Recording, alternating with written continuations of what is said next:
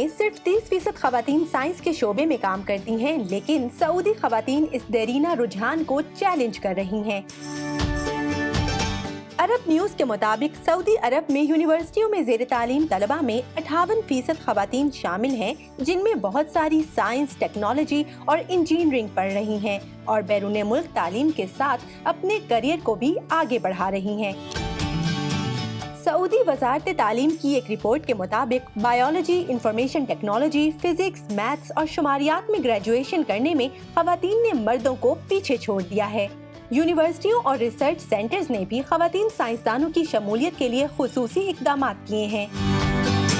جن سعودی خواتین سائنسدانوں نے مشکلات کا سامنا کرتے ہوئے نہ صرف کامیابی حاصل کی بلکہ اپنے غیر معمولی کام سے اپنی فیلڈ میں ایک نمایاں مقام بنایا ہے، صحیح قیوم بھی ان میں سے ایک ہیں۔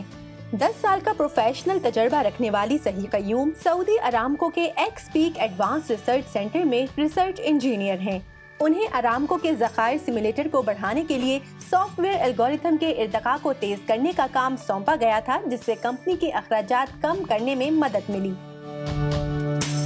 الف احمد وہ خاتون سائنسدان ہیں جن کی مرکزی توجہ king Abdullah university for science and technology میں پوسٹ ڈاکٹریٹ کرتے ہوئے الیکٹروکیمیکل ایکٹیو بایو فلمز کا استعمال کرتے ہوئے ماحولیاتی نینو مواد کی ترکیب تھی۔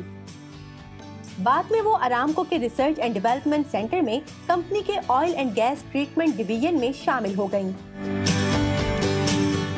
کیمسٹری کے مختلف شعبوں میں 20 سال سے زائد عرصے پر محیط ایک علمی اور صنعتی پس منظر رکھنے والی ڈاکٹر عبیر سعودی ارامکو کے EXPEC advance research centre میں ایک ریسرچ سائنسدان ہیں۔ ان کے ذمے کیمیکل ڈیولپمنٹ میں پیش رفت کے حوالے سے کمپنی کی رہنمائی کرنا ہے۔ ڈاکٹر نوف نے اپنی تحقیق میں جینیاتی تغیرات کے ذریعے امراض کی ابتدائی سطح پر دریافت پر توجہ دی۔ انہوں نے یہ کامیابی مالیکیولر جینیٹکس اور کمپیوٹر پروگرامنگ کو آپس میں ضم کر کے حاصل کی، جو جینیاتی تغیرات کے اثر کی پیشگوئی کرتا ہے۔ ڈاکٹر نوف النمیر نے انسانی جینز کا تجزیہ کرنے کے لیے 7 سے زیادہ پروگرامنگ زبانوں کا استعمال کرتے ہوئے ان کے نتائج کے ساتھ متعدد مقالے کامیابی کے ساتھ شائع کیے ہیں۔